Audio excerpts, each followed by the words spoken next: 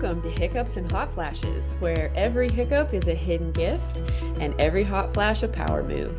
We're your hosts. I'm Danny, an ICF somatic and embodiment coach. I'm Dory, a trauma-informed midlife resiliency coach. And I'm Kim, a self-sovereignty coach. We're three coaches, two moms, and one single gal who all love human design and have real conversations about navigating transitions with awareness, resilience, fresh perspectives, and a mission to give voice to the voiceless. Let's get into it. Hey everyone, welcome back to Hiccups and Hot Flashes. I'm Dory, and with me I have my two co-hosts, Danny and Kim. Hello. And today's topic is one you are probably familiar with, but don't spend a lot of time thinking about. At least I don't spend a lot of time thinking about it. And if I'm really honest with myself, it's because I avoid it. So maybe you'll relate to this, maybe not. Anyways, the topic today is tolerance versus resiliency, and we're really going to lean into tolerance, and I'll define what I mean by that. But we're going to lean more into tolerance, and then we'll make the connections to resiliency and talk about how those two relate to each other. So tolerance in this case, there is this idea that tolerance is the ability or willingness to tolerate something, in particular, the existence of opinions or behavior that one does not necessarily agree with, or it's the capacity to endure continued subjection to something, especially a drug, transparent, antigen, or environmental conditions without adverse reaction. So those are definitions of tolerance, but I'm going to talk about a different, like the third definition. It's just another side of tolerance that we tend to neglect, which is the part where we put up with things. We put up with something, we put up with circumstances, we put up with behavior. We're just dealing with it, and that tends to be draining and depleting and exhausting. So let's go ahead and dive into this. Before I do either of you have any thoughts on the word tolerance, tolerant, tolerate, in that regard of just putting up with something? Yes, a little bit. Tolerance for me, I think I mentioned before, doesn't really sound it doesn't sound like a positive thing, and I don't know if this is, possibly what we're going to attempt to figure out, but to me it's like tolerance is passive, and it's what comes before acceptance. And resilience, of course, is more active. But usually when I think of tolerance, it's more of you're tolerating someone and you're just going along with it, but you're still not speaking up. And because it's passive, it has the effect it has on you is greater than anything else external, because you're the one that's kind of holding it all in. And then eventually you tolerate, you tolerate, you tolerate until you just say, okay, then you explode at the person or someone else, but it's just like they're shocked because you never spoke up. And so then it's kind of a weird dynamic of like, well, you're mad at this person for what they do, but you also never said anything or changed the way that, you respond to it. So I'm not saying that tolerance is a bad thing, Yeah. but I guess in certain contexts it can be. Yeah, I actually really appreciate that perspective. The image that came to my mind as you were talking was a pressure cooker, Hmm. and that it's like passive until it's not, right? And then it shifts into something else. Danny, did you have a thought? Or you don't have to. I just was wondering if you had anything that came to your mind right away. Yeah, not anything real clear yet. There's some things bubbling around in there, but yeah. Awesome. Okay, perfect. So, let's talk a little bit about tolerance in this more passive and even passive aggressive way. So, okay, according to an article from the Very Well Mind website, distress tolerance. Have any of you heard of that term? I figured you had, Danny. Distress tolerance is a person's ability to manage actual or perceived emotional distress. It also involves making it through an emotional incident without making it worse. So we're talking about capacity at this point. So people who have low distress tolerance tend to become overwhelmed by stressful situations and may sometimes turn to unhealthy or even destructive ways of coping with these difficult emotions. And I wanted to add, not only are they destructive, like sometimes they might be destructive to themselves, like maybe um, like some form of escape, but I think destructive to their relationships, destructive to maybe their current job situation, that kind of a thing. Like you just kind of get to that point, like Kim was saying, you get pushed to the point where you can't handle it anymore. If I can go into it a little bit, there is I wanted to know, like, where did this term come from? And it came from two psychologists, Simon and Gayer, Gaher. Those were the two that pioneered that idea. And there's like a SUD scale. There's a whole system that comes along with this idea. So if you want to look that up, I would highly recommend it. It's really interesting.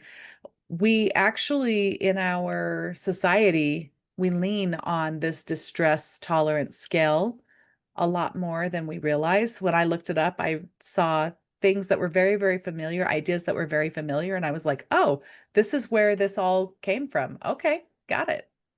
So what comes after, low distress tolerance? I mean, how do we want to talk Unpack about it. unpack Okay. that a little bit? There's a healthy distress tolerance, and then there's a poor distress tolerance.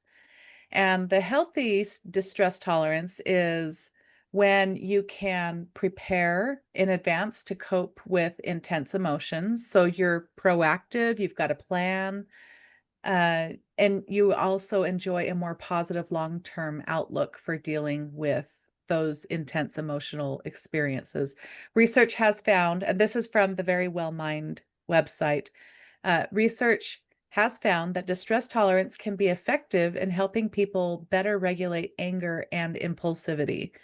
Reducing impulsivity may also have other benefits as well, such as making people less likely to engage in unhealthy or even risky behaviors as a way of coping with distress. So, and then there's the poor distress tolerance, which it can be challenging to identify the specific emotions you're experiencing. So you can see that emotions has a lot to do with this. This can take them or make them feel even more frightening, unpredictable, and out of your control, meaning the emotions can feel that way. So, unfortunately, the relief these self-destructive measures provide is short-lived and makes matters worse. The distressing emotions often return even stronger, so they amplify over time with additional feelings of shame and guilt, which is more upsetting. So before we jump into this, Danny, did you have anything you wanted to share about this concept? Yeah, it's interesting. This is like something I'll call looping, where you don't have a conscious idea or conscious awareness of going into this loop and how the emotions can get really big and then these behaviors follow. And it's really kind of this survival skill. And it is a skill because it's something that we've developed over millennia, Hmm. and it's still part of us, and we don't often recognize it. So I feel like that's definitely something to look into because there are ways to stop that looping and move into this more healthy way of expressing and having tolerance. So in terms of the looping, examples of distress intolerant beliefs, like the looping beliefs, I can't cope with this.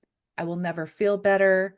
this is terrible. I hate this feeling. Life never goes my way. I'm always upset about something. I have to get away from this feeling. Those are those thoughts that create that rumination in our minds. And so I want to just have a little discussion first about, like, let's just really unpack, how does this relate to to resilience, meaning the idea of distress tolerance. How does it relate to resilience, and how does it not relate to resilience? Like, let's really unpack those two. What are your thoughts on that? I was just writing something and I had like tolerance is what comes before the realization of the actionable steps that you're going to take to achieve that resilience. So if we're talking about um, you know, distress tolerance or low distress tolerance, the looping, all the emotions that come along with it, it's like you have to gain control of yourself and your emotions. But to do that, you have to find a way to become more self-aware, emotionally aware, because until you can understand the root cause of it and just understand what's happening around you, what you're amplifying, whose energy you're taking in, because it may be you, but it may be other people around you that is just making you kind of go off the charts. And so you have to look at yourself, look at what's happening, look at your environment, and really kind of ask yourself some questions like, okay, yes, is this what I'm really feeling? Am I, is this being a little extreme? Am I, if I'm thinking too much, I'm constantly thinking about it. What's the reason? I think it's, that self-therapy, this is what I call it, kind of has to take place. But you can't do that until somehow, some way you get that realization of, oh, I need to do something. I need to stop this looping. I really, really love that idea, that it comes before the awareness, and that there's some responsibility to become aware of Hmm. what we're feeling, and how we're expressing those feelings. But as you're talking, I was seeing like this really fine line between when tolerance is helpful and when it and then, like, there's like this threshold, right, of when tolerance is helpful and when it is not helpful. Yeah, I Anything feel like else? with that, yeah, that it's kind of a state. It can be tolerance can be a state. It can be a nervous system state. And Mm, I've experienced this myself where it's become a way of being. This tolerance that I'm putting up with these things and I'm pushing through and I'm taking on more and I'm feeling overwhelmed and I'm starting to bring in some unhealthy coping behaviors, right? Because they're easy go-tos. And if often it takes even before, you know, wide awareness, that neutralizing or regulation rather of your nervous system so that you can have a healthy awareness. Because I know when I've personally been in those states, it kind of just feeds itself. And it just takes one little, oh, this isn't working, or oh, I'm so overwhelmed, or oh, and it feeds into that place. And so I'll be fully transparent. It is not easy when you're in mm. that state. And sometimes you need an outside person or something to reflect that to you and to help you co-regulate a little bit so that you can start to have these awarenesses and know where they're coming from and know whether this is I move forward into this action or I move out of this action or behavior. So it can be confusing.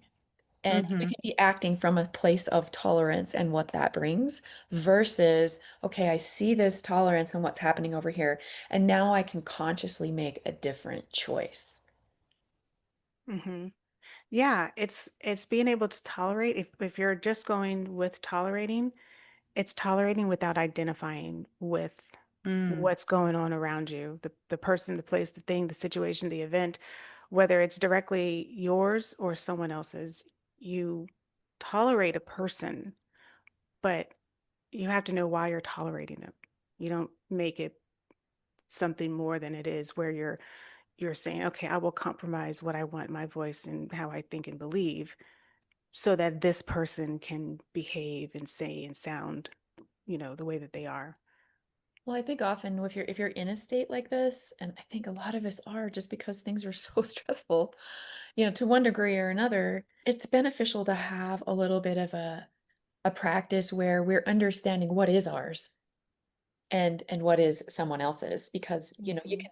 you can take that on. And I believe that if something is ours, we have the resources to deal with it. If it isn't, then it's really seriously out of your control, right? And it's Mm-hmm. taking up space and energy for you. Mm-hmm. I feel like that's a huge distinction, especially in the beginning of a process where you're trying to get in touch with this and decide what is here for me. The thought that's coming to me as I'm listening to both of you is that there is like whatever we're like, whatever those emotions are, and whatever it is that we're tolerating. And this is not a blanket statement. It's just the idea that it was like the image that I saw when you were talking, which was whatever I'm directing my tolerance to, then I'm going to direct those emotions to that as well. So if I am tolerating a person, then my emotions will be directed to that person. But if I am tolerating a circumstance, or if I'm tolerating a situation that I'm in, then I'll go into that's like my feelings will be directed to that. And so then there are stakeholders to that problem, right? There's a problem. The person's not the problem. We now have a problem that needs a solution. So I don't know. I feel like that's just so much more healthy. And yet, and we're going to talk about it. I want to talk about shame and blame um, in regards to this. But Danny, did you have something else you wanted to say? Oh, there's always something to say, but no, Oh, it looked like you were going to say something. Okay, I perfect. love this conversation. Okay. Anything else before we move on? Okay, perfect. Okay, so my question now is, and this is kind of a loaded question. So Okay. because because um women tend to tolerate a lot. The studying that I've been doing, and this isn't to say that men don't, but the studying that I did and the research that I did was, it was consistently a concept that was brought up, which was women tolerate a lot. There's a lot of things that we uh, quote unquote put up with. And so my question was, why do you think women tolerate so much? Like, why do we have such a long, like, why do we slow burn these things? It's In a our loaded DNA, question, I know. our DNA, I think it's passed down from one woman to another that says, just do this. Mm, I do feel like there is a component of that, to be honest. Especially in my family, I when I get into these tolerating situations and the belief systems that I hear in there, they're my grandmother's voice mm. so often. Kind of going back to that looping. You're looping back to your grandma, if you will. Yes, yes. And Interesting. she has the looping. I was number 10 of 12 kids, and this is what, I learned how to be resourceful and put up with a lot because you don't need a lot to make things happen. You got grit. That's all you need. And that became like in my family, in my lineage of women, that became like the hill to die on, Mm. right? That's generational conditioning Ah, at yeah. its finest. Yes. And that goes back to that piece of, is this mine? Hmm. Right. And Right. a piece of it might be mine to share. But what I love about this is because I've been doing this process is no, it isn't mine, but I share it and I can stop a pattern here. And that is powerful. Boom. Yes, ma'am. Yes. It's got Hmm. chills in my whole body. Yeah. So Yeah. I was just thinking that shame and blame, yeah, it's generational conditioning, generational period. Why do women hold so much? Because there's that responsibility factor. And some of it is, well, someone has to do it. Might as well be us, because women throughout history have been the nurturing. We nurture, we build our children up and our husbands too, and whatever then goes on after that. But we take care of the home, we take care of the family, we take care of people at work. It's a responsibility that throughout history we have just decided to assign to ourselves. And I think now, in recent years, we've said, we're not doing that anymore. We're just, we're stopping that, because it is not our responsibility to care for the entire world, to care for everybody else, because we have to take care of ourselves first. So I think that's what I think it is. It's, Mm-hmm. how it made us feel, unworthy, unlovable, or not unlovable necessarily, but inadequate, incapable if we didn't do it. So, I wish I could remember where I heard this from. Um, I want to say it was Oprah, actually. hmm, It's like I think that's where I'd heard it. And I think she was talking with Dr. Oz. And the concept was they were talking about self-care and women versus men taking care of themselves. And the conversation went like this: why don't men and women take care of themselves? Like, why don't we take care of ourselves? And uh, the answer was, well, men don't take care of themselves just simply because they don't think about it. It's just not on their mind. And women don't take care of themselves because they know they should, but they don't make time for it. And so I thought that was really, really interesting that women have this innate sense to take care. They know they need to take care of themselves, but they put themselves last all the time. So going back to what you were just saying, Kim, that was like absolutely lines up with that thinking, which is, or that idea, which is that there's this innate sense to take care of ourselves, of others, but we've been putting others first for so long that we've completely hmm, forgotten ourselves. And at the same time, we can't even show up for those that we're trying to care for because we haven't right. taken care of ourselves. And I've been there myself, total burnout, hmm like complete. Yeah. We're tired. We're Oh, tired. Hmm. We're like both just, we're ways. just, emotionally and physically drained from Hmm. taking care of everyone else and putting everyone else first. And then we get upset because we're starting to ask the question, well, how come you're not taking care of me? Whether it's the husband or the kids, it's like, you're not thinking about me. I'm always thinking about you. I'm always thinking about this household, this, that. But, and I'm not saying this is how it always is with everyone. This is not a blanket statement. It's just a lot of times, you can see how it was always the woman. Where the husband? Where are my keys? Where's this? Where's that? The kids. Where's this? Where's my clothes? Where's my this? Where? And oh, it's in the laundry. Oh, pick up your clothes. Do it. Clean your room. What's for dinner? It's always taking care of everybody else, and then shuffling. You guys know this. Shuffling kids off to this sport, that event, this thing, and then it's like, when do I have time for myself? You're like, oh, I Hmm. have I have 15 minutes. I'm going to sit here and just kind of like melt into the couch, and I don't have kids, but I can still do that for other people. When I was working, it was just like, okay, what can I do for other people?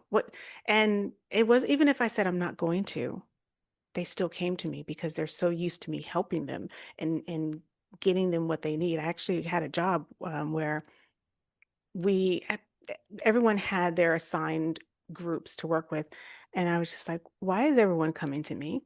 And someone said to me, they're like, well, we know that you'll get it done, which is true, because I was good at what I was doing, and you want something, I know how to get it to you and get it to you well.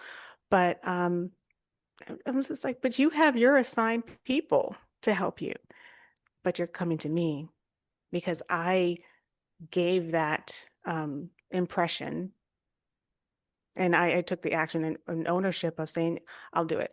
I'll do it. I'll do it. And so eventually, I was like, I'm not doing that anymore. Okay, so quick question for you on that one. What did that conversation look like for you when you were like, this is no longer going to be a thing? I had a few of those moments in different jobs, in Mm, different decades, I should say. Um, I mean that whew, early 2000s when I realized everyone like, why are you coming to me? Because we know you'll do it. Um, I had a problem with that. And really? I yeah, it's weird. Um, and then I would probably say in the next decade or another job I was working, it just kind of it grew. And it was really a quiet thing where it was just kind of seeping in, where I was like, I'm all for helping people and so to get everything done.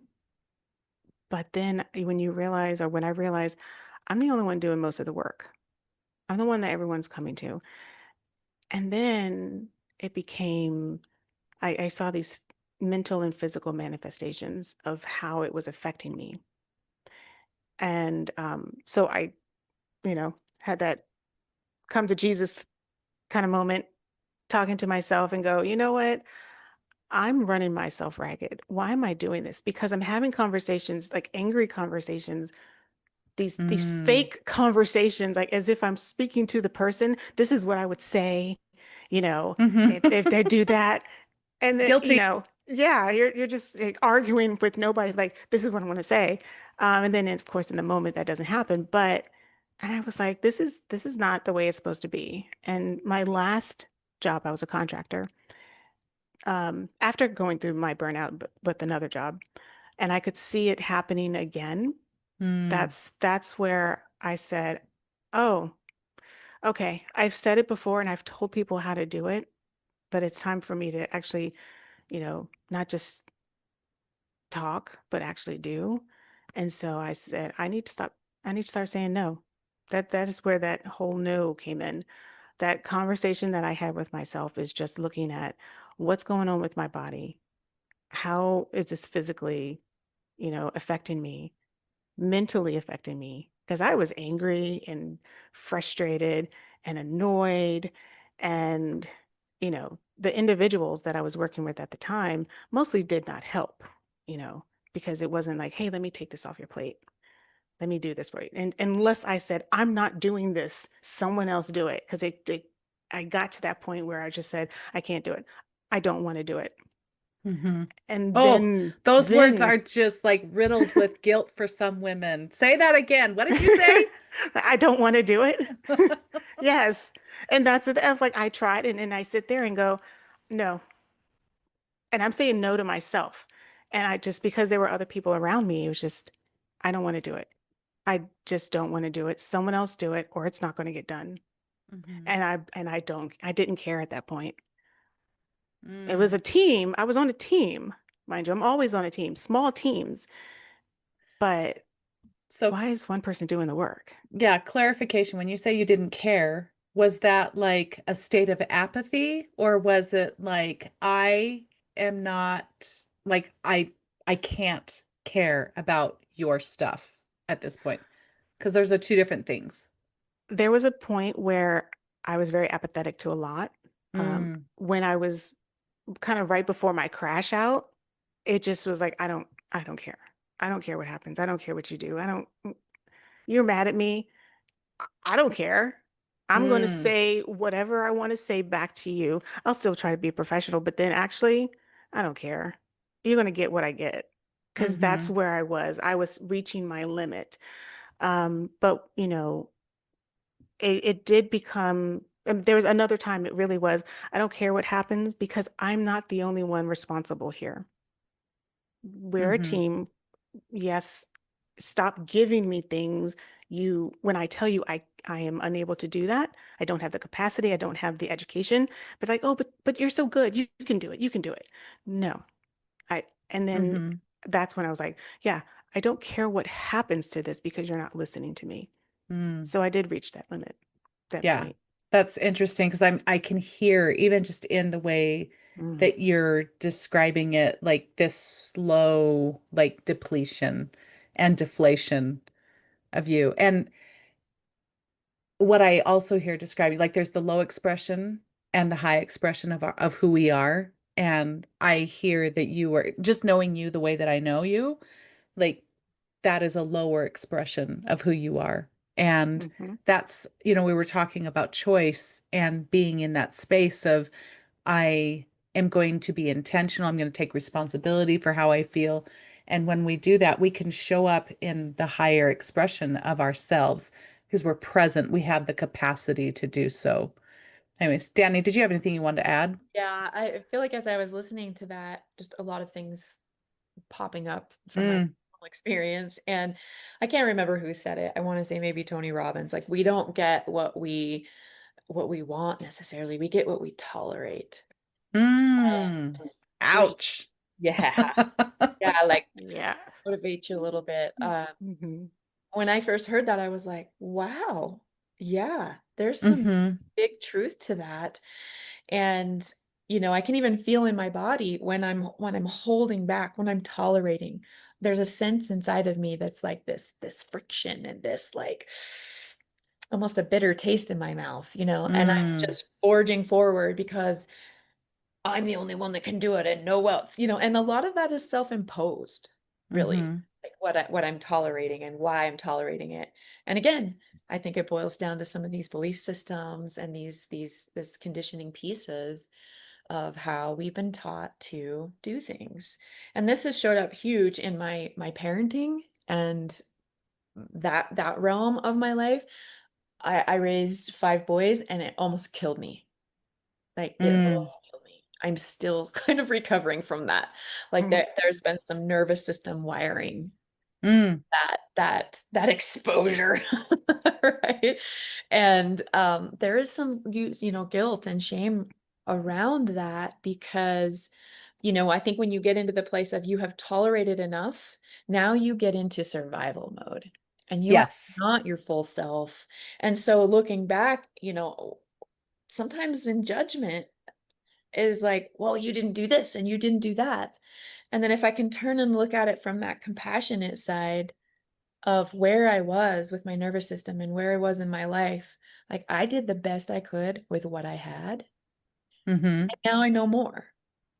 And so I feel like now that I know different, I can do different. Like that doesn't change anything, but the Hmm. awareness really does bring a lot of peace and a lot of clarity around tolerance and what the choice around it is. So fascinating. Thank you. I was thinking about, obviously, as we're preparing for this, or as I was preparing for this episode today, I've just been rolling some thoughts around in my head.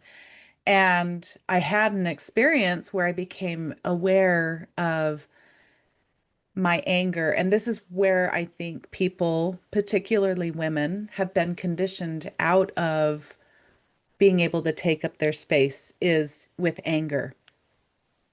Like there's a lot of guilt and shame that I personally have experienced around the emotion of anger. And I had an experience the other night where I was feeling some anger coming up and I wasn't sure how to navigate through it. Like I was trying to figure out like how do I want to navigate through it. And it was one of those zoom out moments where you have like the 20,000-foot perspective of it. And I'm just sitting there looking at this going, okay, how do I want to handle this? And it was interesting there in that moment, I had this awareness that my shame around uh, anger, that just feeling anger is what was actually holding the anger in place. And the anger was not, it was just an emotion to move through me and just something to be aware of. And yet I couldn't let it go because I was trying to hide it because of the shame that I felt and or that I had been conditioned to feel.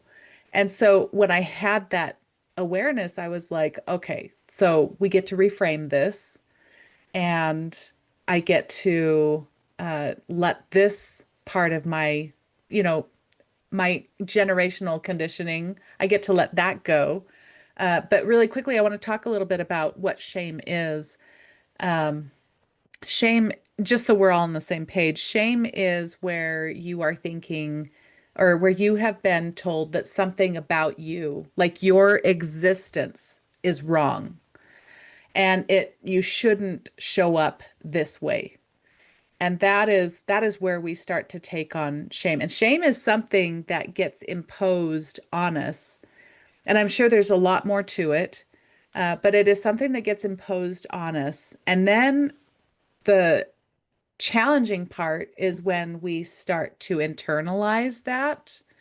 And then it does get embedded in our nervous system because that's the mindset that we start operating off of, the narrative that we start operating off of. And we do, there is that possibility of believing I am wrong. There's something wrong with my existence. And so I need to go away and show up as something else, which actually pulls you completely out of alignment. And, you know, and um, you can't even show up. And I just had a thought pop into my head where I was thinking about times when I knew that I needed to take care of myself and feeling that deep, like, sadness and shame. Like I can't even take care of myself. I can't even do this part of my life right. But also feeling shame around, but I can't put myself first because that's just not what I do. I'm supposed to put everyone else first. And that it's just, it is very confusing and it creates this chaos.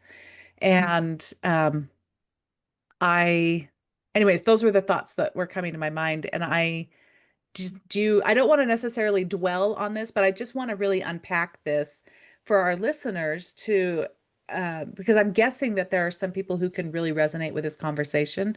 So I'm not trying to dwell on this space to bring up all the junk, but like was said in the beginning, this is a really big piece of awareness. And maybe some of you listeners have already, you're already aware of this, but some of you, this may be the first time you've ever thought about this, which is why I think this conversation is important. Anyways, do either of you have anything you want to say to that before we move on? Just probably just a thought of piggybacking on everything that you just said. It's just, when we have that shame around what we've been programmed or conditioned to believe about us, or straight up told, you're not worth XYZ. You're not good enough, things like that. Mm-hmm. And it's not necessarily just that one moment when someone says that, especially as an adult, because that Mm, always goes back to, especially if it's a trigger, where did why is it triggering you now as an adult? Where did mm-hmm. it happen as in your childhood or your young adult life? Because when that happens, I think a big part of it is we try to avoid. Um, it gets into a little bit of the people pleasing. We try Mm. to Ooh, keep yes. from. We don't want to experience these negative feelings and our emotions or their emotions. We want to keep the peace. And so we will just take it, we will tolerate it. And then you have that pressure cooker, and it may come out when you're 30, 40, 50 years old at someone who you've known, or, whether for years or just, in whatever circumstances. Like, I've known you for 15 minutes. Why are you angry about this one thing I said? Had nothing to do with that person, but Mm-hmm. everything to do with what happened before. So it's a matter of yeah, becoming aware of what those triggers are. Mm-hmm. That's Yeah. interesting. Some people don't realize those are even triggers. And just with my history in body work, I've seen people come in with some of these things and they're not aware of it, and it shows up in their body. And I liken it, the metaphor is like you walked past a fence, you walked through this fence and you picked up a sliver and it's still there. Mm, It's not so you'd notice. It's not really big or loud, but over time, it starts to fester and it starts to grow bigger. And even though we may not be aware of it, like it's still this low key discomfort, right? That really can just leave you off a little bit and leave you mm-hmm. a little uh, a little astray and reactive to this, and you might not even Mm-hmm. know it's there. And so Right. it can be confusing, and we can Mhm. attach our worth and our value to that. Mm-hmm. And also, like, there's a piece of, if I'm just going to share this. I had a woman I was coaching, and her overarching goal was, I want to regulate myself, my emotions and my nervous system. And okay. And so we kind of went through the situation, and she was looping and kind of doing a lot of this stuff, and I noticed some patterns, and I stopped and I said, "What does regulation mean to you?" And she was Such a like, good question. "I don't want to feel the feelings. I don't want to feel the feelings." And I'm like, "Oh, okay. So now we need to pivot here a little bit." And we began talking about, like, an EKG, for instance. It goes up, it goes down, it goes beep, beep, beep, beep. And when we hit this, like, brrr, this, like, that's not living, that's not vital. So Mm-hmm. Not learning how to vital. regulate ourselves. Regulation means flatlining. Yeah, that's kind of the deal. Yeah, And I that's I real. can relate to that That's actually. real. And Mm. hey, I want it too. Yeah. But the reality is, learning the resiliency piece, right? Learning to kind of surf those waves and roll Mm-hmm. with it, not let it crash you. Right. And then Absolutely. bringing in the tolerance piece of, like, okay, do I have to actually tolerate it to this extreme? Or can I find a baseline and sort of like hug a little closer to that? Mm-hmm. If Yeah. that I love that. One thing before we move on, I want to just add also that shame, where there's shame, there's usually blame, because someone can only tolerate so much rejection for so long before that that tolerance all of a sudden gets or the intolerance of what's been tolerated eventually gets spewed out over everyone else. And that's when that becomes blame. So we're still, when we're taking on the shame and we're saying, yeah, I am wrong, we're not taking responsibility for ourselves, and we are taking on too much. And then when that gets too overwhelming, then we blame other people, and we're still not taking responsibility for ourselves. And so I'm sure it's much more complicated and there's so much more, but again, we're talking about tolerating from this emotional distressed space, and just that concept of putting up with something before we can't anymore. Danny. did have a little something to add. A long time ago, I had a niche of women, and I've since changed that, like, within the age group, because we get stuck in this doing for all kind of Mm-hmm. thing. But where I was going with that was, often what we do too is another way of tolerating is to create a group where we're all tolerating the same thing, Ah, yes. and we're doing it over wine. You know what I'm saying? You know what I'm saying? And this isn't devised I mean, this is really a way for us to, like, are we not feel alone, Mm-hmm. right? Right. And I see that, and also that we can do that, but I think there's maybe some more heightened awareness that we can bring into that type of Mm-hmm. circling and supporting. Yeah. It can be So like a trauma vibe, yeah, yeah, yeah, instead of this empowerment.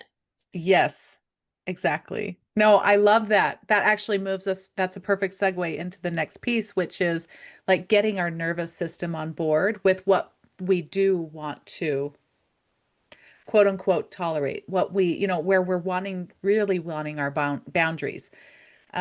There's been this shift in my life that's taken place many, many times, which is, when I'm in that space of I am tolerating this thing because there's something wrong with me and I shouldn't want to take up my space, then it becomes this my boundaries are about keeping me in.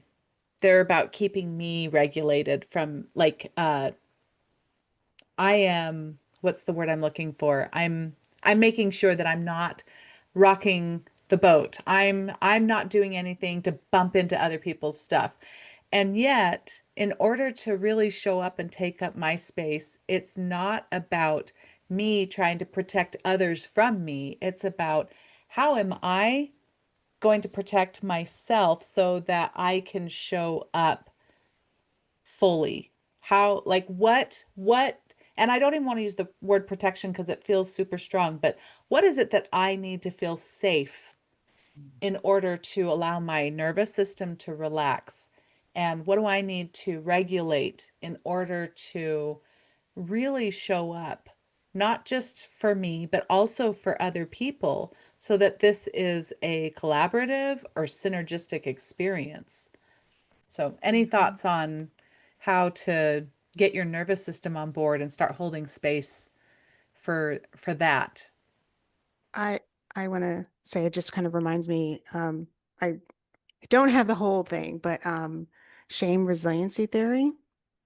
It's when you're focusing on recognizing and understanding and moving through shame by practicing critical awareness and knowing what your triggers are. And I'm writing very sloppy. So knowing what your triggers are and how to identify them. Um, it's be it's having empathy and compassion for what's going on and finding just the right support. So you were talking about the circle group and yes, you're getting together talking about the same thing, but you have that support and you're in the right environment. So you do all of that stuff, allowing yourself to be vulnerable. Um, but all of that, you don't just get together and talk shit, you know? It's there because you're trying to release. You're not just venting. There is that support. There's awareness and say, okay, what's happening in my life? Let me identify this so that when it comes up again or when I get triggered, I'm not going to get mad at that person or that thing. I go, okay, I know where it's coming from. And then when you have that awareness, you can start to work through it and you can start to regulate at least a little bit for yourself in that moment. Yeah, and what I'd like to add to that is sometimes, and I've been here, you're dysregulated, you're feeling the thing, and it's kind of like I feel it like wired and tired kind of thing. Mm. And that leads to burnout in my experience. Mm-hmm. Um, but also like it's the choice. It's the choice, it's the awareness, and it's the compassion, which I love. Like you cannot, that can't be understated because it's such a big thing that we're dealing with. And when it's on the inside, it feels even bigger. And so when we can take it out and we can look at it with compassion and we can Mm-hmm. really see it and sit with it in Mm. that discomfort a Oh, little. it takes so much courage to do that. It does take so much courage. And the only way around something is through it, in my opinion. And it takes moments. It can take moments for this energy to dissipate outside of us, but it never sees the light of day inside of us. And it just grows and grows and grows. And so I am always a proponent of sitting with it, bringing Mm-hmm. it outside of ourselves to take another look at it with a different perspective Mm-hmm. and asking instead of why is this happening to me? What does this have to offer me? What is Mm-hmm. this trying to show me? What is this bringing up in me that's ready to be looked at? So let's talk about that for just a little bit because I totally I get what you're saying and I'm right there with you. What if you're someone who I want to sit with my stuff, but my nervous system will not allow Right, me to do right. it? So Exactly. what are, and because there's the spectrum, right? There's I am practiced at this and now I know what to do. My nervous system knows how to calm down and go into that space with courage. And then there's the I want to be courageous, but I don't, everyone has a day one, right? So what are your thoughts on that? Either of you? I deal with people in a state like that, or even myself, like I know that it's you have to handle it with very gentle hands, Mm-hmm. right? You have to really soften into it and be present with it. And often that is just sometimes this kind of somatic approach. Like it's called whole braining. Mm-hmm. So for people who are just listening, what are you Yeah, for doing? people who are listening, I'm putting one hand on my forehead and I'm putting one hand on the back of my head and I'm just kind of cradling my head and I'm sitting with myself. Mm. And Oh there's, yeah. yeah, something so calming about that. And Mm-hmm. also, I don't know if you've noticed when people get into distress, they go, oh, and they put their hand on their forehead or they put their hand on their chest. So Mm-hmm. really putting your hand on your forehead and chest is connecting your body to these emotions and to you're connecting your whole system Mm. and you're letting it down regulate. This creates a little bit of safety in the body Mm-hmm. and it can be really powerful for people. So I Mm. could stay like this all day. It is very soothing. It is, yeah. Yeah, that's the general consensus. Awesome. Kim, did you have anything you wanted to add? No, I like that. Okay. My past year, I was as a massage, my past lifetime as a massage therapist. That's that was very familiar, and it's kind of what we do. That automatic, you know, going into the fetal position and holding our heads or bodies. We do things like that automatically without really understanding why. But yeah, that's an Mm-hmm. easy thing to do Yeah, when it's we're in very that moment. intuitive, right? Hmm. Yeah. So, oh, I love that. Oh, this has been so good. We are just about out of time and we could just keep going and going and going. In our next episode, before I want to just put a plug in for our next episode before I wrap this one up. But in our next one, we are going to be talking about how to get a yes from our body. So we're talking about in this time or in this episode, we're talking about well, you've been here, so you know, but we're talking about all the things that like resist that yes, that really Hmm. create like where the sabotage or the conditioning that we're continuing to loop in. And there comes a point when resiliency needs to come in and have a say, and we get to use our resiliency skills and we part of that is bouncing forward. It's moving into the yeses of what we want. Like Kim said before, I don't want to do this. And being able to tolerate that.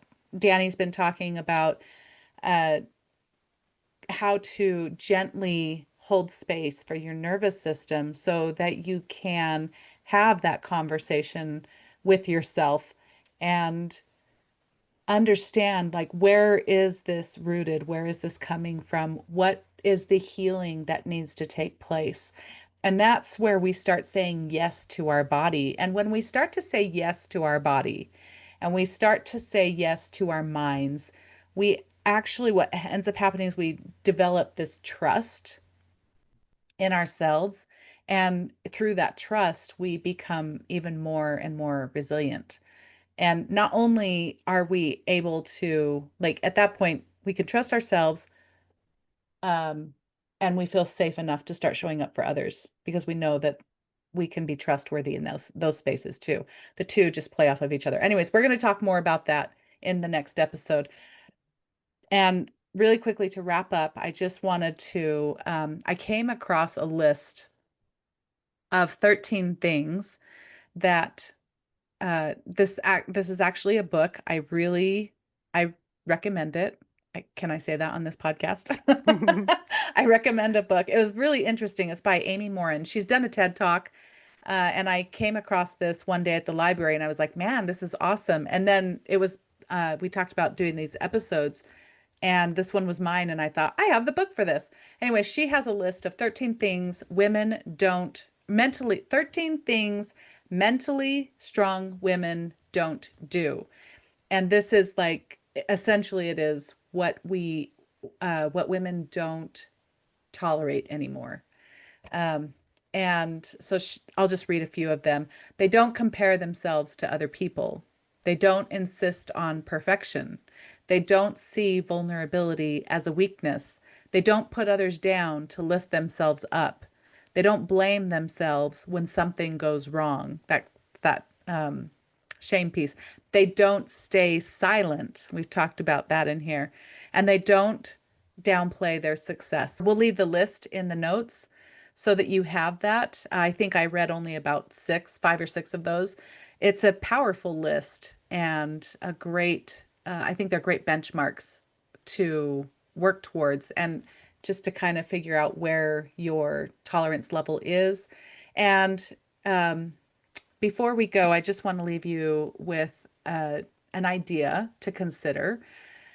Where in your life do you see yourself tolerating things that are not serving you and they are not serving other people around you, especially the ones that you love? How could you hold space with that gentility to start looking at how to reframe that tolerance and what kind of not resistance, what kind of resilience would you want to have? What skills would you want to have in that resiliency to start shifting up and out of the things that you're putting up with that you don't want to hold space for anymore? Because you are different. And so you need your mindset and your nervous system to be different as well. See ya, everybody. Thank you. Bye. You've been listening to Hiccups and Hot Flashes.